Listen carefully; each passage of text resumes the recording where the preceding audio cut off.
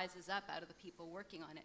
So we have that kind of collaborative, dynamic creation in video games that kind of reminded me a lot of what you were describing as the collaborative process. And 300 people isn't that far off from the 500. So.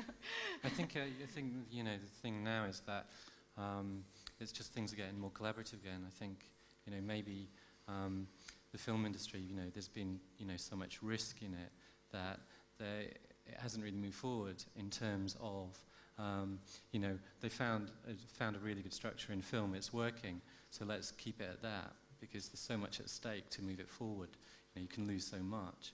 But I guess, you know, where we're at a stage now, in this kind of era of participation and looking at kind of open content and stuff, then you're kind of mitigating your risk so you can innovate again, and so you can bring back this kind of, you know, more kind of free-form collaborative nature to it. It sounds like even the games industry isn't always entirely a risk preferrer. According to what I read, most games have had a very steady kind of a recipe for a long time, and Assassin's Creed was one of the first to try to break out of that.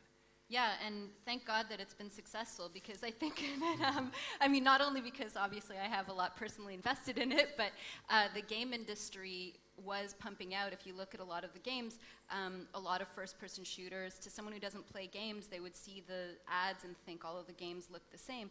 And that's because a lot of it, what games got made, their big business, they cost a lot of money now, was driven by market analysis, and it was driven by, okay, you know, people like Grand Theft Auto sold a lot, and 50 Cent is a really popular hip-hop artist. Let's stick them together and make a clone of this game that exists. And it wasn't creative people with a vision driving to deliver something else.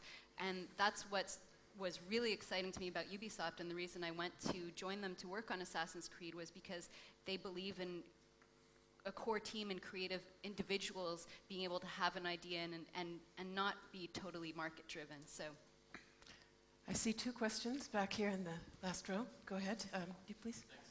Jan Schmidt, Hans Briel, Media Research in Hamburg. I think it was Jade who mentioned that gamers are not anymore the dorks, the geeks, the main adolescents, but there are female gamers, there are adults, there are seniors. But the examples of the movies and the games, to me at least, they seem to appeal to male adolescents. So do you think in the future, in the near future, there will be games, movies, convergence for other target groups? well, there already is. I mean, I have to admit, I picked those films to be the samples, the flashiest, most polished ones, you know, with the big explosions, because that's what looks cool. But there's a whole lot of other stuff going on that I didn't put up there because, you know, a lot of what's really popular with the seniors and with the kids and with the different audiences is stuff that you can play on your cell phone or your portable DS. The DS, if you look at console sales, is sold a ton. So people are playing games in little digestible chunks. They're playing golf with their Wii. Those are the types of games, and they don't look like a blockbuster film. They're a different fork that video games are going on. Please. I'm Jasmine Chitami, ZDF German Television, and I have a question for Mr. Tapscott and Mr. Hansen.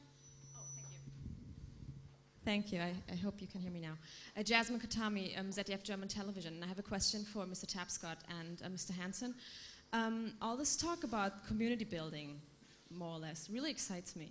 On the other hand, I haven't really understand yet why I should be interested as a traditional author, as a traditional filmmaker, to have 50,000 people, 50,000 cooks, helping me in writing my script. I mean, I want them to fund me, maybe, but I don't really understand. I mean, I could imagine that a normal author already has difficulties in writing his script. And eventually, to sum it up, when I see how young authors are educated in German film schools, I think this is very far away from you know, this idea you were talking about, and you're actually getting prepared to.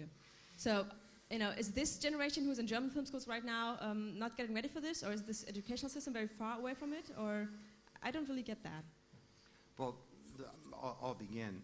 There are many different types of communities that you can think of building or tying into at all of the different parts of the value chain of producing a film or a video game or some kind of new media experience, okay?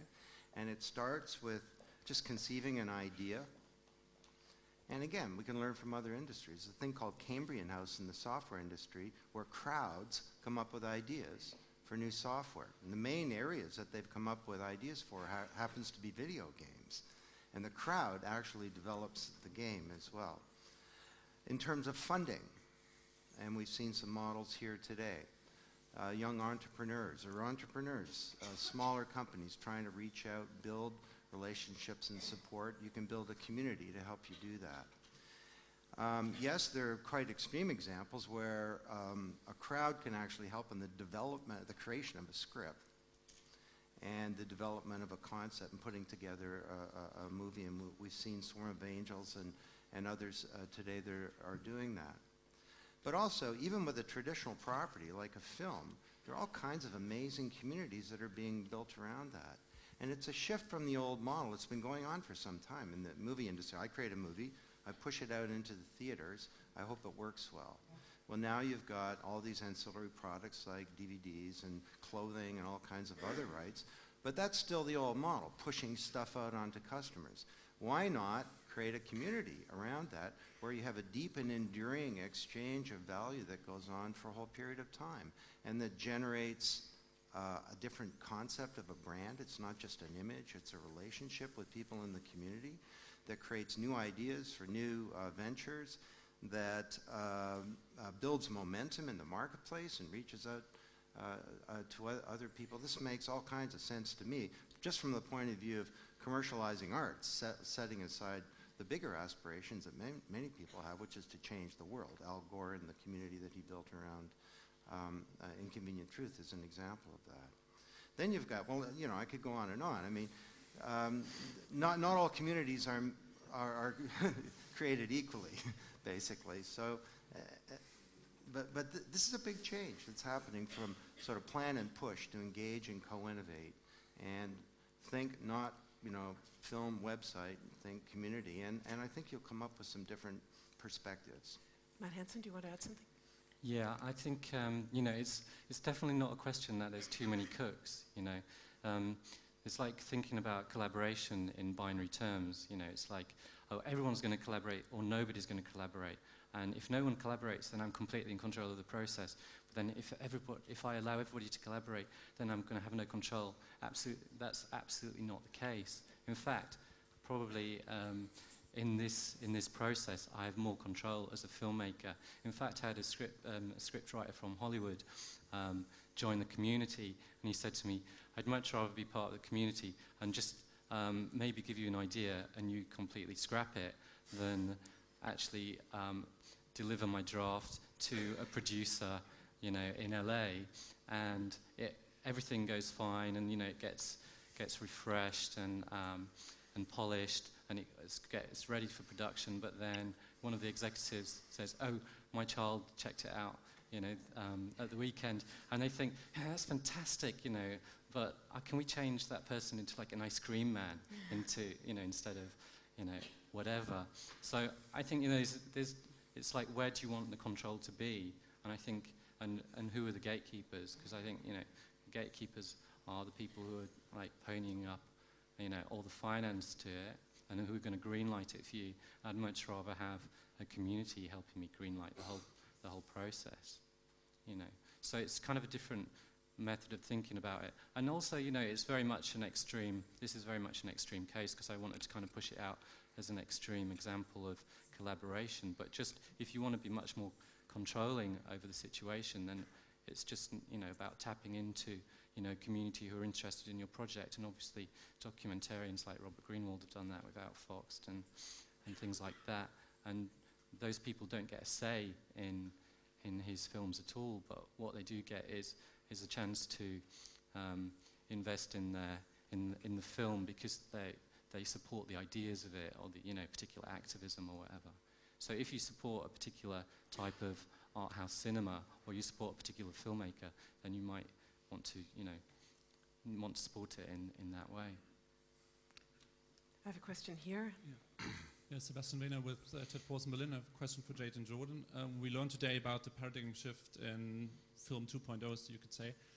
And my question is, well, there's already crowdfunding and crowdsourcing in the game industry, like Dave Perry is doing it, and a lot of people are crying out